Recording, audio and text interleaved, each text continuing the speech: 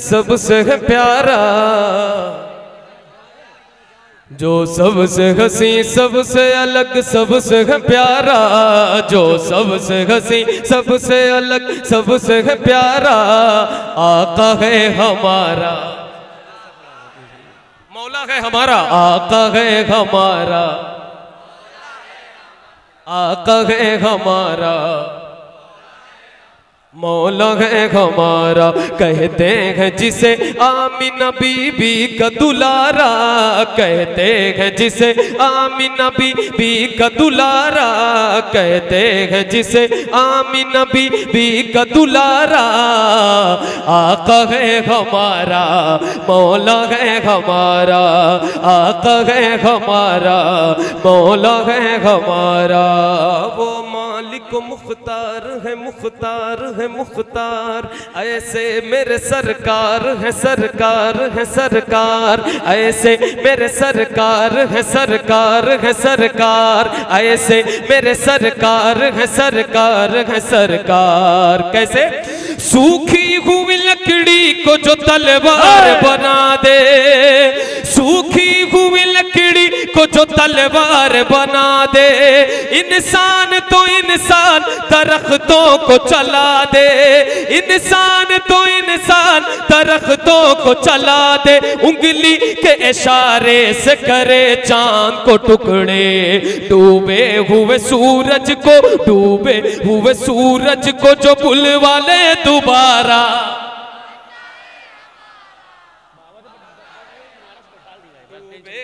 सूरज को जो बुलवा ले दोबारा, आका है हमारा, मौला है हमारा, डूबे हुए सूरज को जो बुलवा ले दोबारा, आका है हमारा, मौला है हमारा।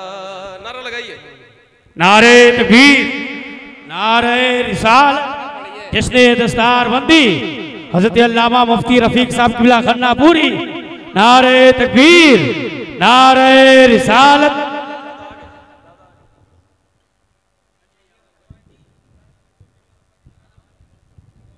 बैठ जाइए, बैठ जाइए, बैठ जाइए, उलमाए किराम इस्तकबाल कर लेंगे, आप बैठिए। आपकी बड़ी महबूब शख्सियत हजरत अल्लामा मुफ्ती रफीक साहब किबला खन्नापुरी जलवागर हो चुके हैं, इंतजार की घड़ियां अब खत्म हुई, आराम से बैठ जाइए। जी हजरत, बस मैं चाहता हूं कि हजरत आ जाए, और मैंने कहा कि आज ये हमारे दो मेहमान हैं और मैं मेज़बान हूं, मुझे यहाँ ना कोई पढ़ने का कोई जहन बना के आया था, ना मुझे पढ़ना था।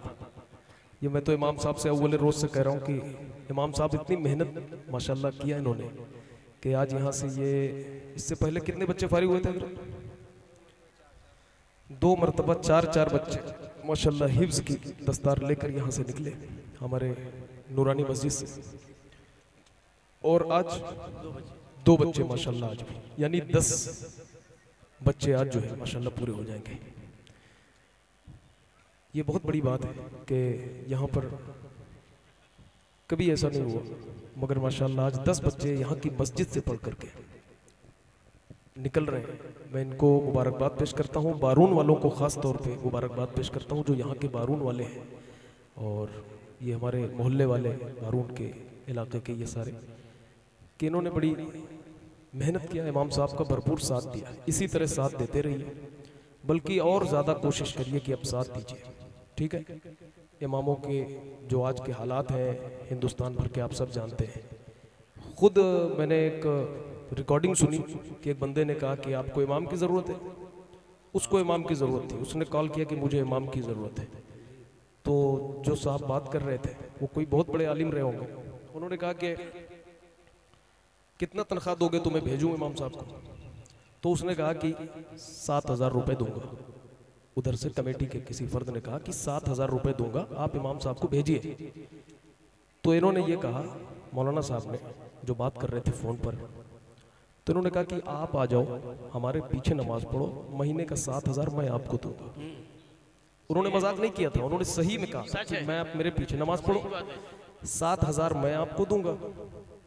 क्या आप पढ़ोगे? सिर्फ पढ़ना है, पढ़ाना नहीं है। आपको सिर्फ नमाज पढ़ना है। तो बोले नहीं हजरत इतने में तो कैसे हो पाएगा, हमारी फैमिली है, खर्चा है, कैसे 7,000 में होगा, तो मैं नहीं हो पाएगा। तो बोले जब आप आके पढ़ नहीं सकते तो मैं यहाँ से कैसे पढ़ाने के लिए भेज दूँ, क्या उसकी फैमिली नहीं है, उसके अखराजात नहीं है, बाल बच्चे नहीं हैं, सारे जैसे आपके बाल बच्चे हैं, घर है, जैसे आपके यहाँ खाना बनता है वही चीज़ बनती है, समझ गए, वही सारे मामलात इधर भी हैं, खाना पीना खाने का सबका सिस्टम वही है। तो कम से कम अब जो है इमामों की तनख्वाह, मैं समझता हूँ कि हर इमाम की तनख्वाह हजरत 15,000 रुपये कम से कम होनी चाहिए, यानी देहात के हिसाब से 15,000 रुपये मिनिमम सबके इमामों की, जहाँ जहाँ जो है। इस पे तो बाकायदा एकदम तहरीक चलनी चाहिए और इस पे सबकी कोशिश होनी चाहिए कि किसी तरह जो है, बल्कि अभी तो 10 तक नहीं पहुँच पाए लोग, 10 तक नहीं पहुँच पाए। तो अब ये थोड़ा सा सोचने का वक्त है कि आपके इमाम, आप खुद माशाल्लाह इतनी अच्छी लाइफ गुजारते हैं, कई हज़ार रुपए के पान और गुटखे खा के थूकते हैं, लेकिन वही आपका इमाम जो है वो बेचारे 7-8 हज़ार में, 5,000 में, कहीं कहीं अल्लाह पर 4,000 रुपये में अभी इस ज़माने में सुनने में आता है। बहुत हैरत होती है, कहते हैं वो ट्यूशन पढ़ा के अपना पूरा कर लेंगे। वो ट्यूशन पढ़ाने आए, वो तो आपने मजबूर किया उन्हें पढ़ाने के लिए ट्यूशन, तो वो पढ़ा रहे हैं। तो इसलिए अब सब लोग जो है ज़रा कोशिश करें, हमारे इलाके के यहाँ इतनी भीड़ है माशाल्लाह, इतनी बड़ी पब्लिक यहाँ पे आई हुई है, तो आप सब ये अपने अपने गांव में गौर करें कि इमामों की तनख्वाह अगर आपके यहाँ 10 के इधर है उसको 10 तक पहुँचा दीजिए, एकदम 10 कर दीजिए, और फिर आप आकर के बताइए कि हाँ आपने 10 किया है, इंशाल्लाह उस कमेटी को यहाँ पे एजाज़ से नवाजा जाएगा अगले साल, ठीक है, उसकी इज्जत अफजाई होगी, इंशाल्लाह उसको सेहरा भी पहनाया जाएगा और उसको बाकायदा जो है, अभी हजरत ये 10 तक पहुँच जाए, मेरी ये कोशिश है पहले 10 तक तो पहुँचे, डायरेक्ट 15 कहेंगे तो बहुत ऊपर हो जाएगा। तो अभी हमारे इमाम इस लेवल की मेहनत कर रहे हैं। मैं हमारे जलसा है मौलाना, काहे परेशान है, अरे हम समझता है, अब हजरत खुदे देर माए क्या करें। तो हम तो माशाल्लाह हजरत हमारे आए हैं, ये लोग उन्हीं को सुनने आए हैं, फैजी भाई को सुनने आए हैं, और मैंने ही बुलाया है। भेज दी सबका कहा नहीं, कहो कहीं दी गाड़ी लेके चला जाइए। तो आप लोग जो है ये आप कोशिश करेंगे इंशाल्लाह, हाथ उठाइए कि अपने इमामों की तनख्वाह बढ़ाएंगे इंशाल्लाह, सब लोग हाथ उठाइए कि बढ़ाने की कोशिश करेंगे, कम से कम कोशिश करेंगे। चंदा जाता है लेने कोई तो फिर 1000 किस्म के बहाने होते हैं, कह रहे आज नहीं कल आ जाना, वो जुमेरात को आ जाना, शनिचर को आ जाना, शाम को आ जाना, ये सब ना करिए। जो तनख्वाह देना है एकदम दिल से दीजिए आप इमाम को, और इमाम को ज़्यादा से ज़्यादा बढ़ाइए, ठीक है। और अब मैं यहीं पे अपनी गुफ्तगू ख़त्म करता हूँ, इमाम साहब को मुबारकबाद पेश करता हूँ और बारून वालों को मुबारकबाद पेश करता हूँ जो यहाँ हाफिज़ बन रहे हैं हमारे गाँव के, हमारे बाज़ार के, मस्जिद के, हमारे जहाँ हम लोग जुमा पढ़ते हैं, 5 वक्त नमाज़ पढ़ते हैं हम लोग यहीं।